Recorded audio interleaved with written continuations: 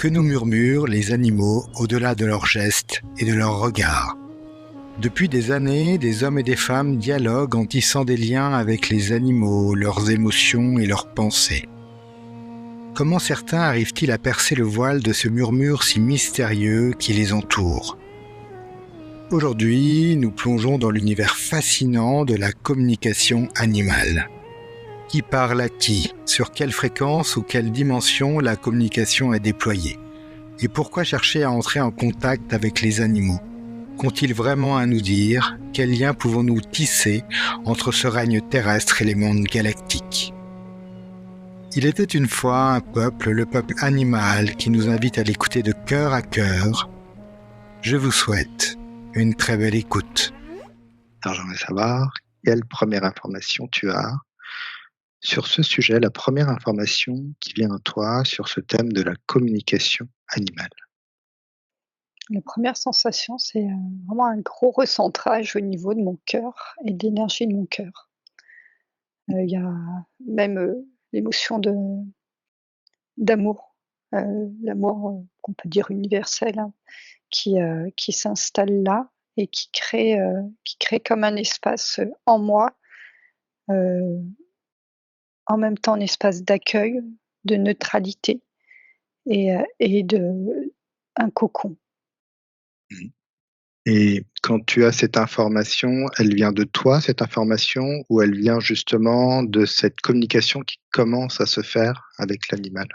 Alors, c'est une pratique que j'ai. Je pense que c'est important de Mmh. dire que je pratique la communication animale donc de cette Mmh. façon-là, donc par, réflexe quand, je j'aborde ce sujet, c'est cette partie-là de mon corps qui s'ouvre, pour, proposer cet espace d'accueil, heu, d'une communication avec l'animal.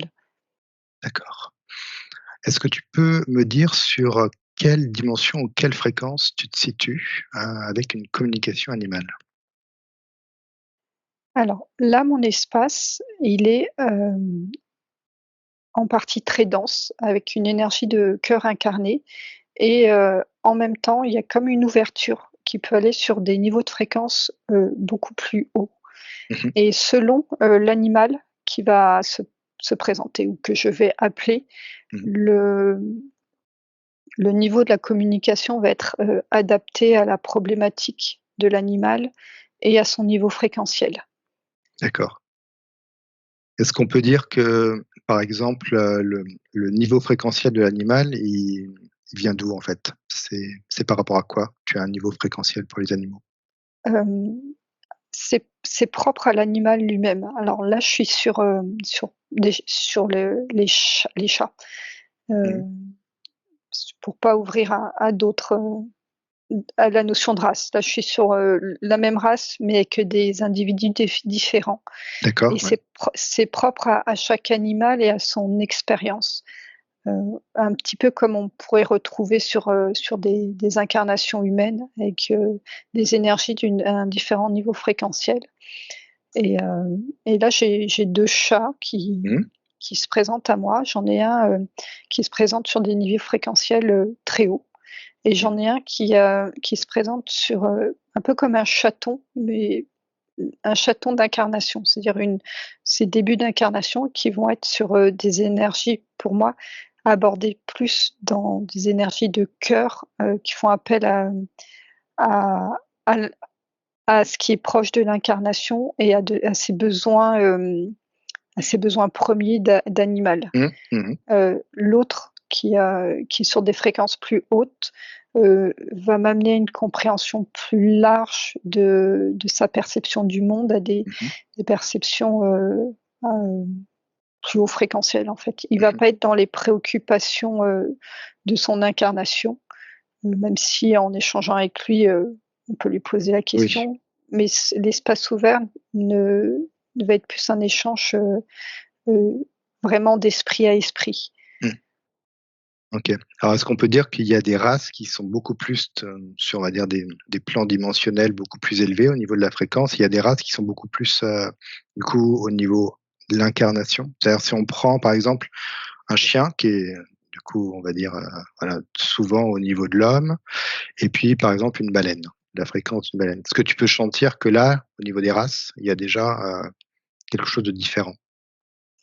Hem, oui, oui, il y a des différences, c'est-à-dire que sur le chien, heu, toute la partie, animale, de compagnie, est présente dans son champ d'information. Mmh, C'est-à-dire ce qui est lié, soit en miroir de l'humain, soit à des cycles d'incarnation proches de l'humain, soit à des préoccupations, des filtres émotionnels que, sur la baleine. Donc là, j'ai l'information d'une baleine, d'une je vais dire quelque chose de bête, sauvage, mais il y a pas des baleines captives.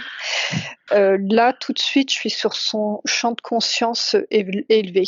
mmh, Même si, je rentre, à poser des questions liées à son animalité, mmh. il va y avoir une réponse, haut en fréquence. Là, tu vois, je suis avec D'accord. une baleine maman avec son petit et si je rentre dans ce côté maternel, même dans le maternel, elle me montre, son expansion de cœur, cette Mmh, façon, qu'elle a de prendre soin de son petit. mmh. Je vais poser la question, est-ce qu'il y a un intérêt à faire des communications animales?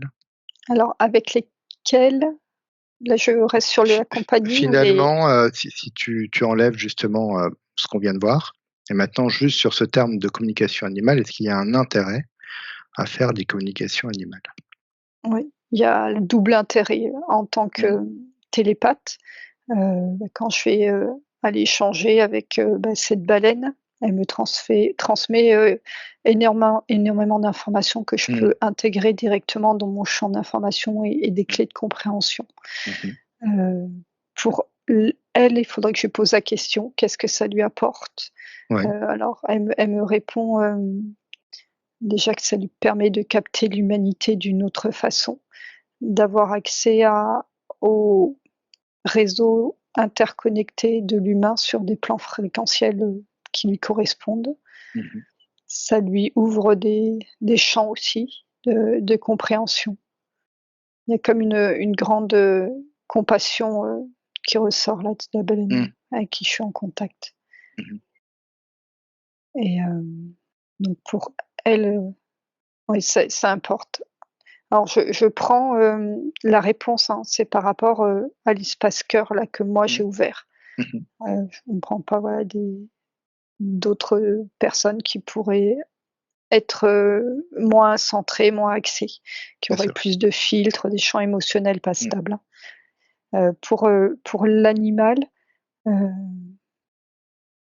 de compagnie, on va dire, Ouais. Mmh mh. c'est d'une grande richesse parce que ça leur ouvre, un champ d'expression déjà, Mmh mh. de compréhension. Ils se sentent entendus Mmh. et ça leur permet aussi, d'évoluer, dans leur fréquence, dans leur incarnation.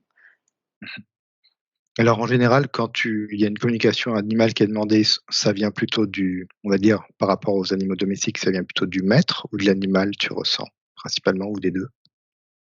Ça peut être les 2. C'est comme s'il y avait déjà finalement une communication entre eux qui se crée? Hem,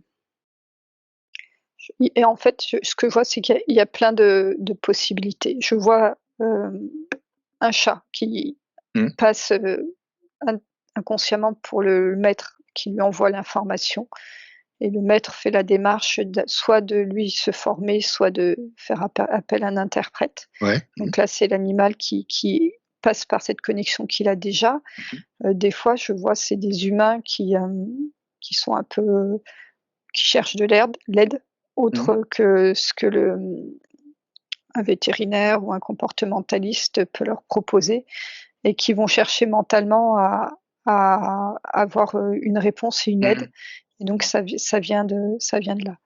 Ça fait dans ces cas-là, ça fait une structure de séance, hem, un peu plus compliquée et lourde à gérer, Mmh mh. mais c'est toujours positif.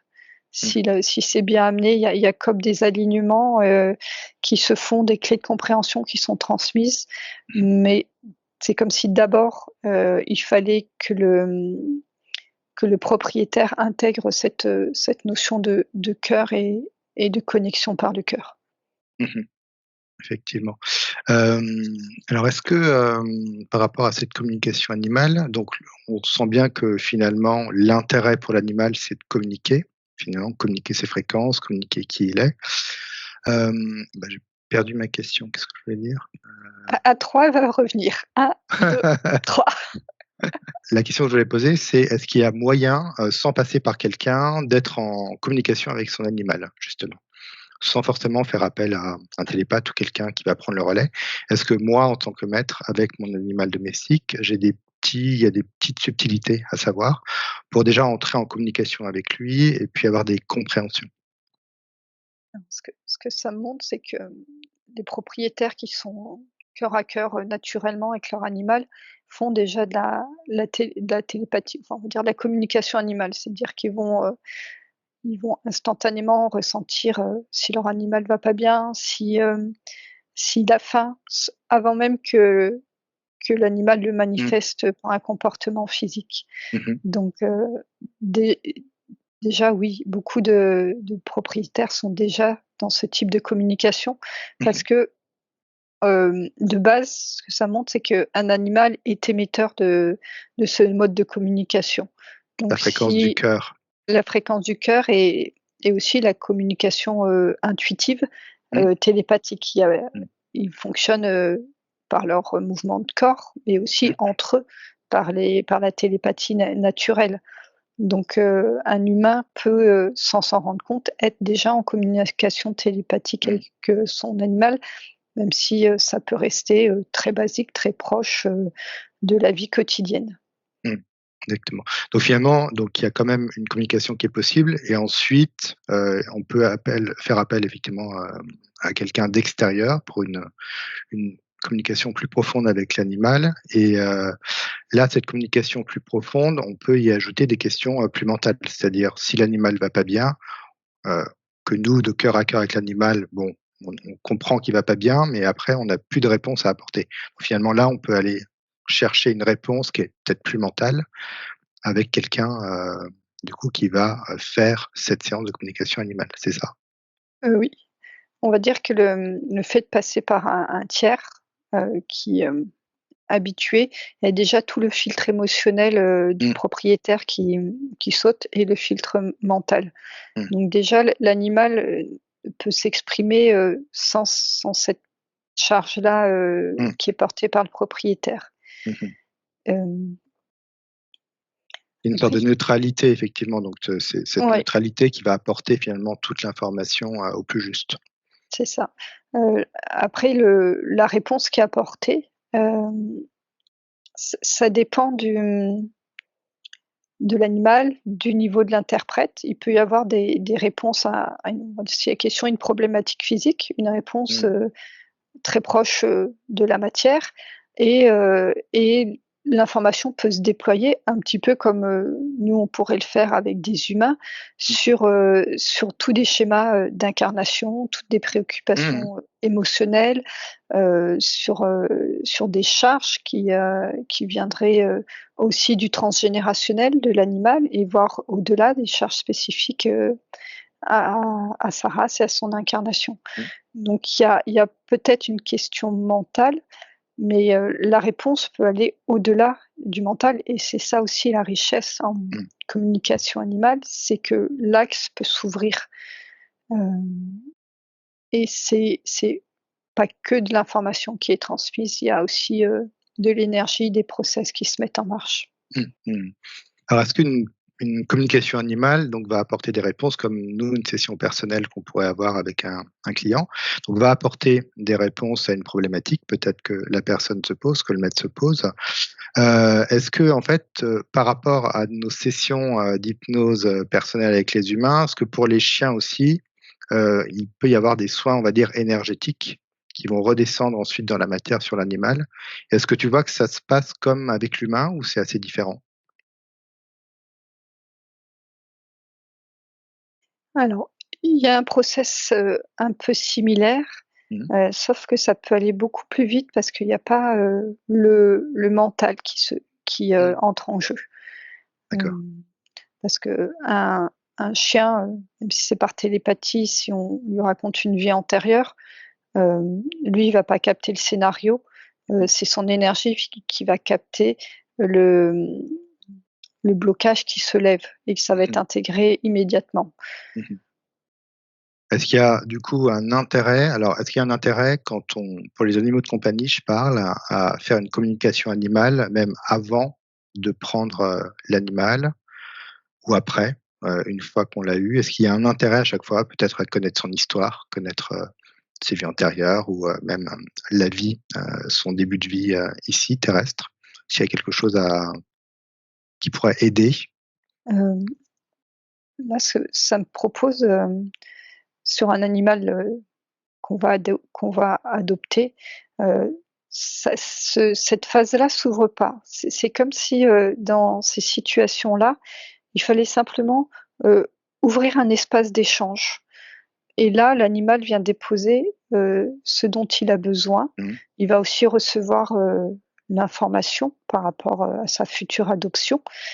Hem, si la notion vie antérieure, hem tu vois, ça résonne pas sur des 1ers contacts et ça résonne pas dans le sens où il faut aller chercher une vie intérieure.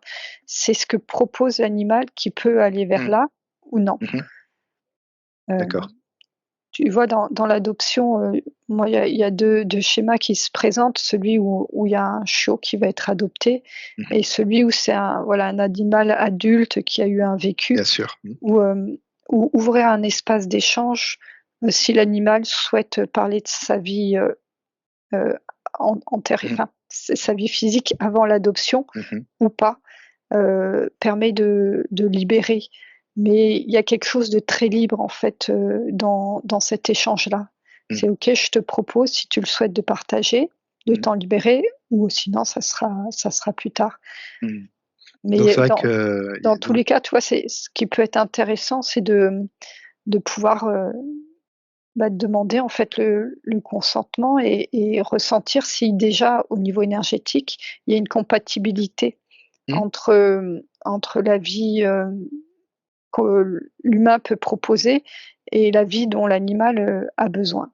mmh. Donc là, il y a quelque chose même de plus terre à terre finalement. Donc c'est plutôt là, on parlera plutôt de la connexion du cœur entre la personne qui voudra adopter et l'adoptant finalement. Mmh mh.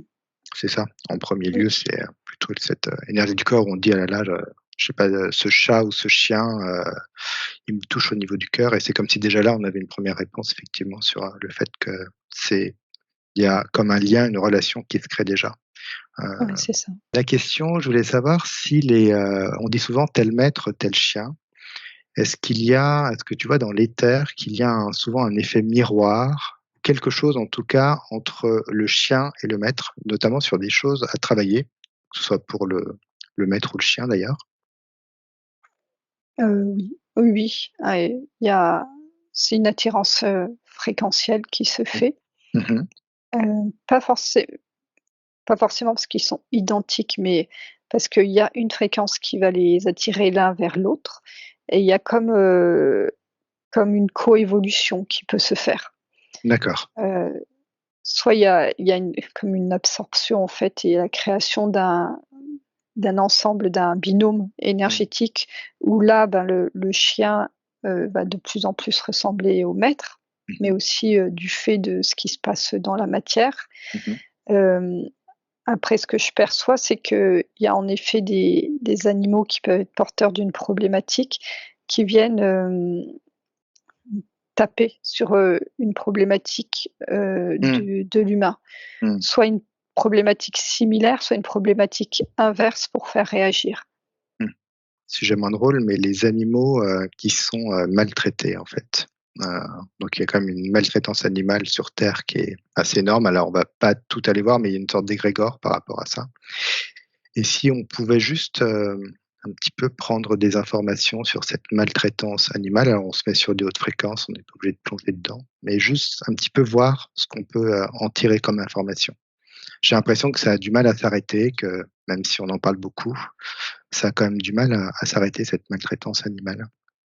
La 1re chose que je ressens, c'est la souffrance, humaine des personnes mais qui sont maltraitantes. Mmh. Comme si ça résonnait tellement en eux, de leur propre souffrance et de la propre maltraitance, même à différents niveaux qu'ils Mmh ont mh. reçus, que c'est quelque chose qui, se répercute sur plus faible qu'eux. Hem, Poser une question précise si tu veux. Ouais, qu'est-ce qui fait qu'un animal, on va dire, entre dans cette expérience, de maltraitance? C'est un choix de sa part ou c'est quelque chose qu'il subit finalement? Alors ça me montre qu'il y a une partie qui est subie. Hem, j'ai 2 cas, j'ai les maltraitances de groupe, un petit peu dans Mmh. certains pays où on voit que voilà, je suis sur les chiens qui sont, maltraités, qui sont considérés comme de la marchandise, Mmh mh. et donc là, il y a un effet groupe et je vois, une déviation dans le subtil où Mmh. le où de l'énergie, d'incarnation canine qui descend dans ces animaux. D'accord. Et sinon j'ai un autre cas plus individuel où c'est une âme qui choisit d'aller dans le corps, d'un chien maltraité pour essayer d'aider, d'humains maltraitants. D'accord, Il y a ouais. comme une envie de passer par, d'essayer de passer par l'énergie de cœur d'un Mmh. chien pour Mmh. essayer de toucher et de Mmh. révéler, l'humain qui est en face. Mmh. Au niveau de son cœur finalement. C'est Une des sorte de sacrifice pour lui. D'accord et ça c'est OK? C'est OK pour lui? Jusqu'au moment où il s'incarne, c'est OK ou c'est quand même un petit peu dur? Dans Alors, le choix est OK. Ouais. Après ça n'enlève pas la souffrance qu'il subit. Mmh. Tu vois, ce qui me montre, c'est qu'il en sort pas indemne de l'expérience. D'accord. Parce que là, je vois que ce chien-là, il reste, tout le temps avec ce maître, hein. Il est pas «sauvé» entre guillemets, il est pas changé de famille Mmh mh. et que, c'est voilà, son âme quand elle part, elle est blessée. Mmh mh. Elle aura besoin d'être réaccueillie, dans le cœur. OK. Et est-ce que tu peux voir, si, alors souvent on dit qu'en fait les animaux ne se réincarnent pas en hommes. Est-ce qu'il y a des animaux, qui se réincarnent en hommes ou ils restent sur la dimension, plutôt animale dans la réincarnation? Alors ça, quand je pose la question: «Est-ce qu'un animal peut s'incarner dans un Mmh. corps humain?» Ça me répond: «Oui». Oui, Hem, d'accord. mais c'est comme si ça restait, exceptionnel. C'est un process très spécifique, d'incarnation et c'est comme si c'était vraiment un choix de la Mmh mh. part de cette âme, de passer par le corps animal plutôt que par, un corps humain. D'accord. Un Tu veux dire, un ce petit qui est peu, exceptionnel, c'est d'aller à un moment donné pour un humain sur un corps animal? oui, Mmh. pour une âme humaine. Ouais. Et Ah, est-ce que tu vois que, par exemple, un chien, l'âme d'un chien qui a toujours été chien ou chat, je sais pas, peut passer, au stade, humain ensuite, dans l'incarnation? j'ai un non et un oui. En Mmh fait, mh. non, c'est une âme qui reste, on va dire sur des plans, proches de la terre et qui fait des cycles d'incarnation qui retournent sur le groupe d'âmes, heu, de son espèce. Mmh. Il y a comme le cycle qui reste que dans l'animal, Mmh. de sa race. Par contre, on me montre que si c'est un animal qui arrive à retourner à la source et aller au niveau de la conscience, d'un Mmh. animal conscient, Mmh. il y a tout un schéma qui retourne dans un espace de neutralité et donc il peut refaire comme un retour dans notre expérience terre et Mmh. là, il redescend en tant que conscience et en tant que conscience, il peut choisir, heu, n'importe quel type, d'expérience. D'accord. C'est comme s'il y avait un retour finalement à son essence, à ce point d'origine, pour ensuite se redéployer peut-être, sur autre chose, Sous une d'autres autre forme. Tu me posais la question pour les âmes mmh, humaines, mais je sens des essences, dites galactiques voilà. qui utilisent les véhicules, Mmh. animal. le véhicule animal pour s'incarner. Ouais, c'était d'ailleurs la question suivante. Effectivement, on peut voir qu'il y a des peuples félinoïdes, il y a des peuples aviens aussi, en oiseaux. Est-ce qu'il y a des liens comme ça, les félinoïdes, avec tout ce qui est lion, chat, et puis le peuple des aviens avec les oiseaux? Est-ce qu'il y a un lien comme ça d'incarnation qui est déjà choisi? Alors, je vais déjà me centrer sur les Mmh. félinoïdes. Mmh. Alors celui que j'observe, il me montre que, il s'incarne en félin, mais qui peut aussi, aller dans d'autres espèces. Mmh. Il y a comme si par exemple, en allant dans des félins sauvages, ça lui permettait d'expérimenter, vraiment une incarnation terrestre, dans son corps, dans sa matière et Mmh. un retour à l'état sauvage pour l'être que j'observe. C'est un Mmh. être très évolué et presque très éthéré et Mmh. cette expérience-là va le ramener dans une autre réalité et ça le nourrit de l'intérieur et ça le reconnecte à une force intérieure. Mmh.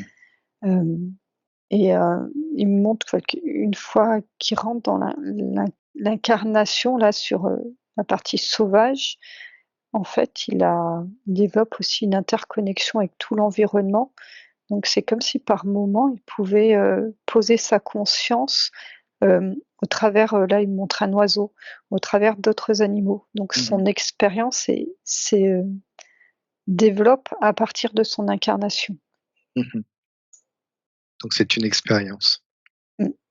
Et par rapport, au choix, par exemple, s'il va un animal de compagnie sur un chat, le choix d'expérience va être vraiment différent. Ça est plus lié à l'humain, à l'accompagnement, Mmh. de l'humain auprès duquel il est. Mmh. Est-ce Ou que oui, Oui, vas-y. à «l'étude» entre guillemets, de Mmh. l'humain. Ça souvent, D'accord. ouais, on voit, ceux qui ont eu des chats, Ah ils ouais, ont tout à pu fait. voir certains qui se posent et qui regardent, l'humain, l'observent en disant: «Mais qu'est-ce qu'il a cet humain?» C'est un petit peu ça. Effectivement, ouais, on ressent bien cette énergie-là chez les chats. Est-ce qu'on peut dire en fait que parce qu'on voit souvent que là on va partir sur les animaux, mais entre les animaux et les humains, on a l'impression qu'il y a une séparation qui existe. Est-ce qu'il y a déjà eu, dans l'évolution, de la Terre et de Gaïa, une cohésion entre les animaux et les humains, sauvages, ou domestiques? C'est-à-dire une cohésion où il y avait vraiment du contact entre les animaux et les hommes? Parce que j'ai l'impression que l'homme cherche toujours un contact avec l'animal, qui n'a pas l'air de se faire beaucoup. Mais est-ce que c'est déjà arrivé ou il y a eu un changement de fréquence ou comment tu le perçois? Ça me montre, 2 branches, de l'humanité.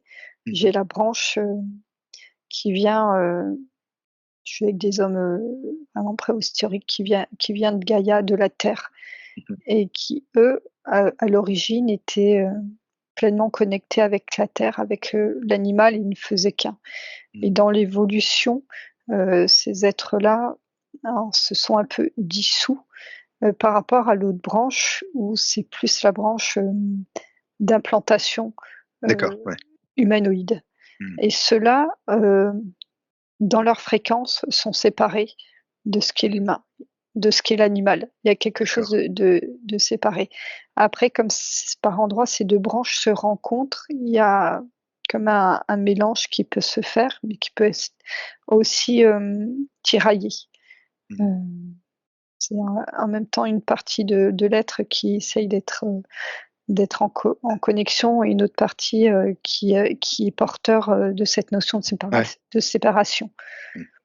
et Donc de finalement, c'est le supériorité aussi donc c'est sur l'animal va ressentir cette fréquence alors et c'est en ça qu'il va y avoir une séparation? Est-ce que l'animal ressent cette fréquence dont tu parles ou donc une fréquence où effectivement il y a une connexion avec Gaïa, puis une autre où il y a une séparation? mmh mh. Ouais. Ouais, enfin, il ressent mais en fait, c'est un état. D'accord, oui, oui. C'est plus un état dans ouais.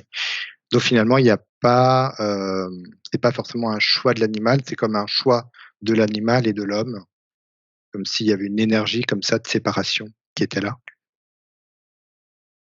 Par endroits, oui. Mmh. Hem, le Là, si je retourne à notre époque, Mmh. là, ça me montre qu'il y a des ponts qui se font de plus en plus, Ouais. sur des fréquences plus hautes Mmh. et c'est par ces fréquences plus hautes que ça redescend dans le cœur et dans la matière Mmh. Magnifique, et oui. que là, c'est en plein process, en fait. Il y a pas de On trouve de tout actuellement au niveau de relations, humain-animal. Mmh. Exactement, ouais, il y en a qui ont même, qui sont en relation, c'est des fusions avec leurs animaux. Ça peut être des lions, des tigres, des hyènes, souvent on voit, même des chevaux, des fusions énergétiques qui est assez incroyable. Donc c'est en train de processer et ça va se donc on peut dire que ça va se développer de plus en plus, Oui, de ça par un oui, petit peu ça un monde un peu valide. chaotique, mais ouais, Oui. d'accord. Donc on est plutôt dans ce process-là. Parfait. Magnifique. Alors, j'avais une dernière question. Est-ce qu'on va revenir à ce qu'on fait nous, c'est-à-dire des séances d'hypnose régressive assistée? Est-ce qu'une personne, en fait, pendant sa session personnelle, peut poser une question par rapport à son animal? Est-ce que nous, en tant que télépathe, on est capable aussi, voilà, si une personne a une question par rapport à son animal, d'aller voir l'information et de donner l'information? Est-ce qu'on donnera à peu près la même information que si on passait par une communication animale? J'ai un oui et un non. Mmh. Un oui à la première question, c'est-à-dire, oui, en tant que télépathe, hein, on capte le champ d'information. Donc, une question sur un animal en état session client, Mmh. va amener de l'information. Mmh. On peut même avoir un échange avec l'animal, mais, là où je ressens une différence par rapport, à tout à l'heure, au début où je te disais, c'est l'espace cœur qui s'ouvre et Ouais. qu'il y a une vraie rencontre de cœur à cœur. Mmh. Hem, la relation énergétique, est différente pour moi, heu, parce que d'un côté, ça part d'ici, ça part d'une Mmh. captation d'informations. De l'autre, c'est une rencontre et ça rentre, ça rentre. C'est quelque chose de beaucoup plus profond, dans l'échange direct avec l'animal. Comme Mmh. si c'était, une vraie pas une vraie télépathie, mais ce qu'on appelle la télépathie ou ce qu'on pense où on a un fil Mmh. connecté et c'est un être qu'on a en face. Que dans le cadre des sessions clients où souvent avant il y a beaucoup de voyages, en tant que télépathe pour aller voir telle Mmh. information, recevoir telle information, descendre en fréquence. On reste dans quelque chose qui va aider l'animal, hein. Toute, prise d'information peut aider l'animal, mais dans son unité, son individualité, il y a quelque chose de moins profond qui se passe. Mmh. Et est-ce que du coup, on serait même peut-être un petit peu trop collé, du coup à l'espace, de la personne, qui demande la session et du coup C'est on est ça. plutôt voilà, c'est une information, de l'animal par rapport à la session, de la personne, j'imagine? C'est une question, d'axe, mais même en communication animale, c'est, heu, de qui on part pour avoir l'information. En session client, on est parti Mmh. de Voilà. l'humain, donc on suit l'humain. Heu, en communication animale, alors ça va dépendre vraiment de la façon dont l'interprète, heu, gère sa communication, mais si on part de l'énergie de l'animal, on Mmh. considère entre guillemets que c'est lui, le client et non l'humain. Mmh mh. L'énergie se déploie autour de lui et donc l'humain, peut avoir des réponses qui lui plaisent pas et ça ne Bien répond sûr. pas aux attentes de l'humain, mais aux attentes Mmh. alors je sais pas, je suis encore sur un L'animal, chat. ouais. Mais c'est ça, c'est une question de quel point on part pour faire, voilà la séance, pour l'animal. Mmh mh. Est-ce qu'on peut parler de quand on fait des communications animales, alors, plus du tout, pendant une séance d'hypnose, mais si on repart sur la communication animale, est-ce qu'il y a une question de consentement? C'est-à-dire, est-ce qu'on peut, comme ça impunément, aller, prendre de l'information de l'animal ou est-ce qu'il y a dans la communication une demande, une autorisation de l'animal à se dévoiler, à discuter? Alors tu disais qu'ils aimaient bien justement cette communication. Est-ce que le consentement, fait partie aussi de cette communication animale? Oui. Oui, tout à fait, hein. Si, sur la première, comme tu dis dans une session, client, pour l'humain, il y a comme la prise d'information, qui est là et est-ce que la question est posée du consentement? Pas forcément, que dans la communication animale, c'est aussi la première question à poser. Mmh. Alors je parle, de ce que j'ai appris moi, la première chose qu'on fait quand on est en contact, c'est on se présente, on partage nos intentions de pourquoi on est là et on Mmh mh. demande, est-ce que l'animal est en accord, pour communiquer. Mmh. Magnifique. Il faut là que l'humain, soit prêt aussi à entendre un non. Non, c'est pas le jour, c'est pas le moment, c'est Mmh. pas l'envie et tu vois ce que je ressens, c'est tellement précieux en fait la communication animale, ce n'est pas qu'une prise d'information. Il y a l Du point de vue de l'animal, le fait de pouvoir, communiquer de cette façon-là avec l'humain et de se confier, parce qu'il se confie à nous. Il y a une sorte de fragilité aussi de cette relation qu'il faut, respecter, mais jusqu'au bout et c'est ce dont l'humain doit avoir conscience, c'est d'être respectueux, quand il veut avoir des informations, pour son animal. La communication, c'est toujours pour l'animal, c'est pas au Mmh. service de l'humain, même si par Mmh. répercussion, ça Bien va sûr. aider l'humain, mais l'intention, c'est pour l'animal et c'est un lien de cœur et il faut pas trahir l'animal Mmh. dans cet outil et c'est Mmh. pas un outil qui va servir, à donner des ordres, à éduquer. Il Bien peut, sûr. hein, on Mmh. peut, hein, c'est comme la parole, sauf que c'est télépathique et ça serait briser, en fait, ça serait reproduire ce qu'on fait déjà dans l'incarnation. Si c'est pour le reproduire en télépathie, il y a pas de sens. Mmh. Alors, quand on décide en tant que maître d'un animal de compagnie, est-ce que aussi on décide de prendre un rendez-vous en communication animale? Est-ce qu'il y a aussi cette notion d'être prêt aussi à, pour nous, à avoir de l'information où l'animal, va peut-être dire qu'il y a des choses aussi à modifier, chez le maître? Tu vois, avoir une prise de conscience aussi et être prêt aussi à modifier des choses chez nous et que ça ne vient pas Ah forcément oui, que de l'animal? oui, c'est surtout, en fait. Mmh. C'est surtout que le maître, doit être prêt à entendre les demandes, Mmh. de l'animal et à être prêt à y répondre ou en tout cas à rentrer en négociation, hem, Et parce que pour, quand tu dis que, oui, on a des problèmes d'éducation, mais finalement, peut-être que l'animal va dire: «Bah, mon problème vient plutôt de mon maître» et du coup, comme tu dis, il faut être prêt aussi à tout à entendre. l'entendre. Oui, Mmh. Et à le conscientiser.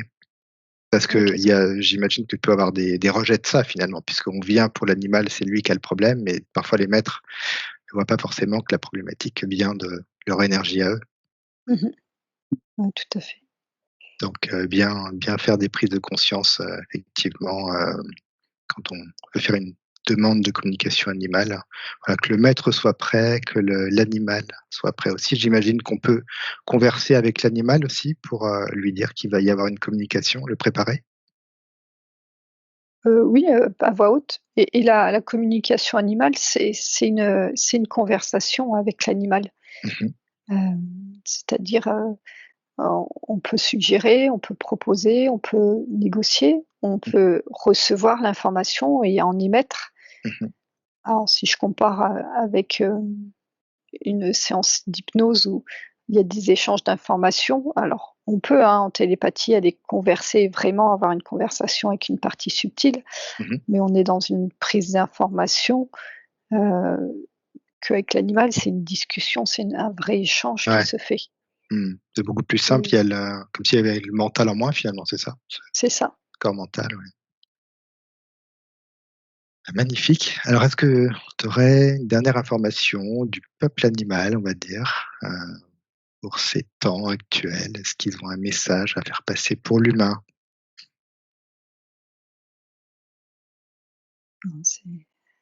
Je veux dire, c'est basique, hein, c'est retourner dans votre cœur, retourner dans la simplicité des choses, la Mmh. simplicité de la vie. Mmh. Magnifique et on peut envoyer aussi, plein d'énergie pour ces animaux en ce moment qui subissent aussi la guerre. Il y a les hommes, mais il y a aussi, les animaux. Voilà, on leur envoie tout notre soutien pour ces périodes, compliquées. C'est bon pour toi, Julie? Pas d'autres informations? Non, c'est bon. Super. Ben, merci beaucoup, c'était très enrichissant. Merci beaucoup, Julie, pour toutes ces informations. Merci Florent.